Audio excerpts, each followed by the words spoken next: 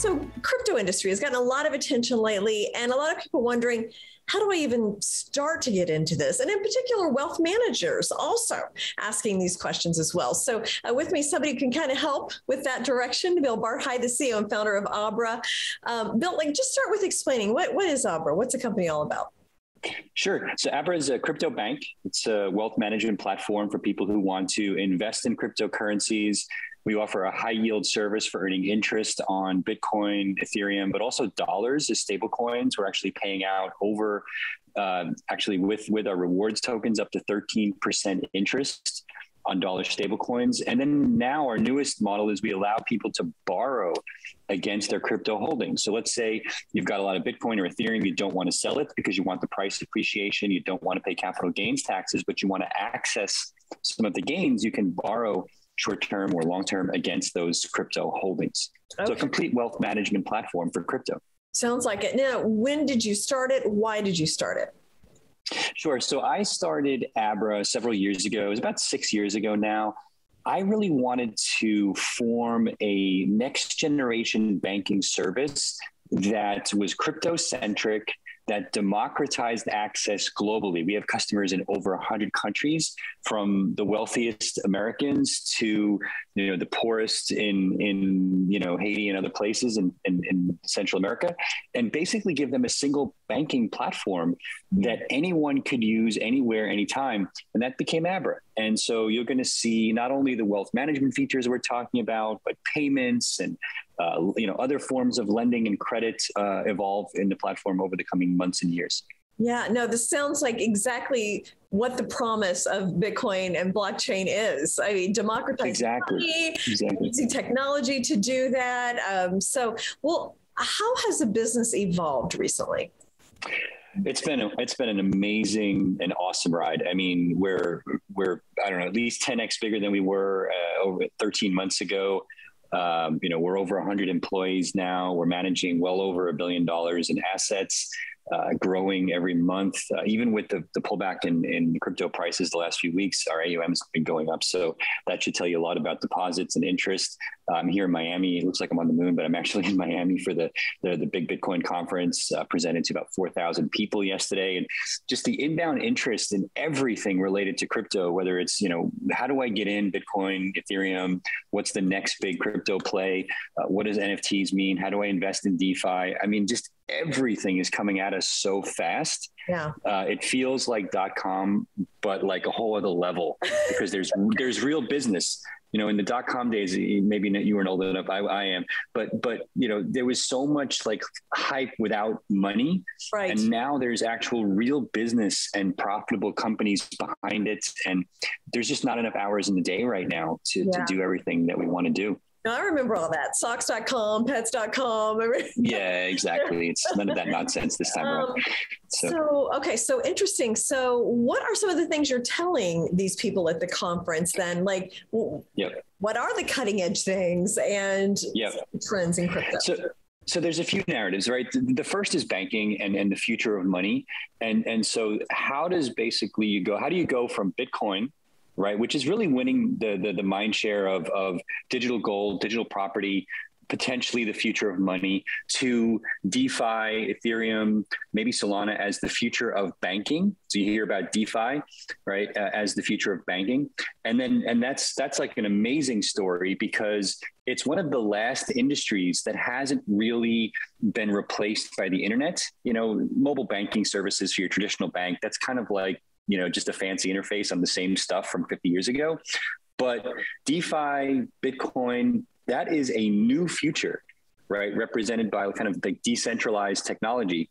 And then, of course, everybody wants to talk about NFTs, which is actually just a branch of the same thing, right? It's the same underpinning technologies that are enabling collectibles, digital arts, digital couponing and digital tickets, and which basically is driving this NFT craze. And it's really part of the same decentralization movement, same tree, just different branches. It's super exciting. And then we've also got the metaverse, which crypto and NFTs also play a very key role in as well. And a lot of people talking about the metaverse now. Yeah. So to extend the analogy, the Web3 metaverse is kind of like the whole forest. And I'm just giving you some of the trees. And so I think where this is going is basically I use the moniker decentralize all the things in my talk yesterday. And the idea of decentralizing all the things says, if we can weaken centralized institutions, a lot of the problems inherent in these systems probably go away, because open source devs seem to get it right more often than centralized monolithic systems, especially when big problems arise. Like, do we block a president from our platform? Who gets to access the bank account and who doesn't? Not just, sanctioned markets, but poor immigrants who are not profitable customers. And so historically, over the last 20 years, open source, non-monolithic central systems tend to do better at solving real problems, and because their incentives are different, right? Yeah. So I'm super bullish on this whole kind of Web3 metaverse as basically decentralizing as much as we can and moving towards systems that are simply owned by the people. There's nothing wrong with that. No, that's absolutely fascinating, because the centralized systems do somehow work with some of the worst parts of human nature, power hungry 100%. And ego, and and if it's decentralized, you don't have as much of that, and consensus maybe can bring about the best possible solution to a problem. 100%. And I was just rereading, I read parts of it online, but Ray Dalio just published all of his new book. And he talks about, these kind of late stage debt cycles, and they repeat themselves, not because of technology, but because of human frailty and human nature. And we're doing it again, right? We're fighting over islands nobody knows about in the South China Sea that nobody can find on a map. And at the same time, we have real negative rates and bond markets that are going to S, and it's not going to end well. And historically, that's ended in war. But now, with decentralized systems that could slightly weaken governments, and I mean that in a positive way, we can get out of this mess without war for the first time. It's extremely compelling. Fascinating. Now, what do you tell people who are interested? I've had lunch with a girlfriend who has kind of poo-pooed crypto for a couple of years. And for the first time, when we had lunch this weekend, she said, okay, how do I get into it? Yeah. So there was you just described my day. That is my day, right? And I told her, I was like, set up an account and just put a little bit in Bitcoin, a little bit in Ethereum. 100%. What do you tell people? Very similar. So obviously download Abra. Now, on the wealth management side, we have people who will handhold you through that and talk about your allocations and give you direct, not necessarily investment advice, but basically explain the basics to you. How do I wire money in? What's a stable coin? How are you paying 13% interest on stable coins? How are you paying 8% interest on Ethereum? What does this all mean? And so the Abra folks will walk you through that. I love skeptics, because once they start to go down the rabbit hole and they start to get it, there's real conviction there. And I prefer somebody in crypto who's gone from skeptic to conviction for exactly that reason. And so that's way more interesting to me than people who just blindly follow, the Pied Piper, so to speak. And so we're seeing a lot of that, a lot of smart money that has gone from skeptic to this is interesting to conviction over the last couple of years. And it's awesome. No, I feel like 2021 was kind of a pivotal year for mass acceptance of this, or at least, people starting to take it a little more seriously. Okay, so finally, so Bitcoin, Ethereum, those are the biggies. But we hear a lot about other ones, and some of those other cryptocurrencies have had unbelievable returns, 25,000% in a year and things like that. Crazy. How do you, are those something people should look at? How do you even figure out where the promising ones are? Sure. So what's interesting about this is that because of the nature of the tokenization of these protocols, you have early stage access as an investor when traditionally they were monolithic software systems that only venture capitalists could invest in early.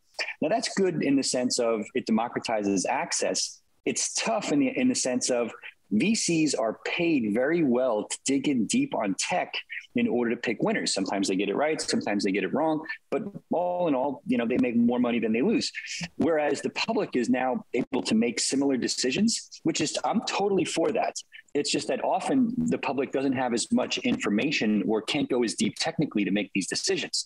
Now, putting that aside, what's driving a lot of the pricing on some of these crypto assets is network effects. So if you take Solana, for example, a lot of these games and NFT platforms are being built on Solana, and the developer support is like, it reminds me of Microsoft in the early 90s, which is obviously, you know, what drove them to tremendous heights. And this developer support and the network effects that come with it is very easy for investors to understand. It doesn't take a deep dive in the technology to understand. And people make stock buying decisions with a lot less information than that. So that's interesting to me on a couple of levels, right? It gives people access earlier. These are not securities, at least in my opinion, although I'm not a securities lawyer. And, you know, they're liquid and 24/7 liquid. So if you don't like what's happening on a Sunday at 3 p.m., you sell your position. Whereas stocks are untradeable more than they're tradable in terms of the number of hours in the week. And so it's a very different market. Yeah, it is. And it can be overwhelming, but fascinating. Well, our goal is to make it easier and more approachable for the average investor, for sure. So can somebody go to your website and learn more? Yeah. Okay. Abra.com. Follow me on Twitter or download the app, all the above. Okay. Bill, great to talk to you. Always interesting to kind of explore the future with somebody. So absolutely. My pleasure. Thank you.